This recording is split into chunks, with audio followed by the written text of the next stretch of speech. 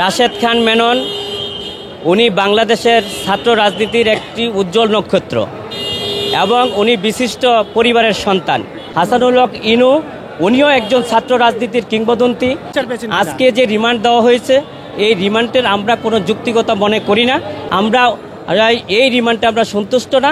আজকে দুইজন আসামি নিয়ে আসা হয়েছিল, একজন হচ্ছে হাসানুল হক ইনু, আরেকজন হচ্ছে রাশেদ খান মেনন। তাদের দুবয়ের পক্ষে আমরা শুনানি করেছি।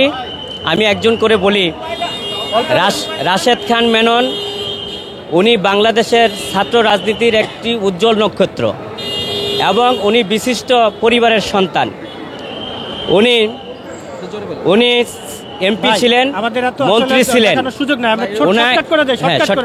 সেটা হচ্ছে যে এই যে আপনারা রিমান্ড শুনানিতে কি বলেছেন, যে রিমান্ড শুনানির আদেশ দিল, এতে আপনারা এই রাশেদ খান মেননের ব্যাপারে আমি বিজ্ঞ আদালতকে বলেছি যে উনি অন্য একটা মামলায় রিমান্ডে থাকাকালীন অবস্থায় আজকে আদাবর থানার মামলায় ওনাকে সোনেরের দেখিয়ে আয়ুষ সাহেব 10 দিনের রিমান্ড চেয়েছে। আমরা বিজ্ঞ আদালতকে বলেছি যে রাশেদ খান মেনন বাংলাদেশের একজন সিনিয়র সিটিজেনশিপ এবং উনি যে আয়ুষ সাহেব যেই ফরওয়ার্ডিংয়ে যে ঘটনার স্থান এবং যে বিষয় উল্লেখ করেছেন, এই ঘটনার স্থানে রাশেদ খান মেনন উপস্থিত ছিলেন না এবং এফআইআর এজাহার পর্যালোচনা করলে দেখা যায় যে এই রাশেদ খান মেননকে পূর্ব পরিকল্পিতভাবে এই মামলায় সম্পৃক্ত করা হয়েছে।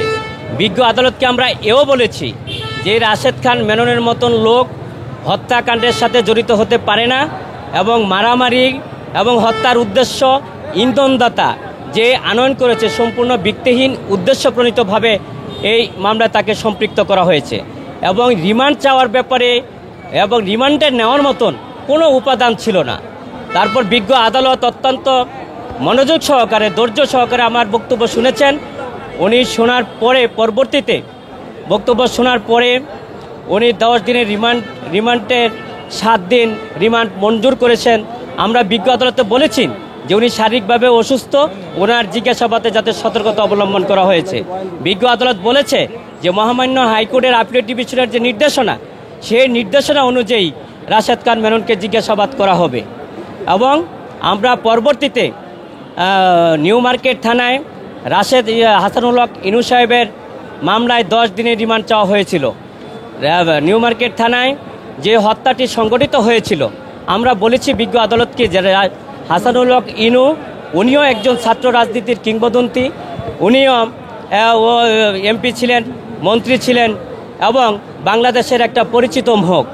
ওনাকে যে এই মামলায় গ্রেপ্তার দেখিয়ে 10 দিন রিমান্ড চাওয়া হয়েছিল, কিন্তু এজাহার এফআইআর পর্যালোচনা করলে দেখা যায় এই ঘটনার সময় উনি উপস্থিত ছিলেন না এবং ঘটনা সম্পর্কে উনি অবগতও নন, কিন্তু পূর্ব পরিকল্পিতভাবে হয়রানি বা উদ্দেশ্যমূলকভাবে এই মামলা তাকে সম্পৃক্ত করে 10 দিনের রিমান্ড চাওয়া হয়েছিল।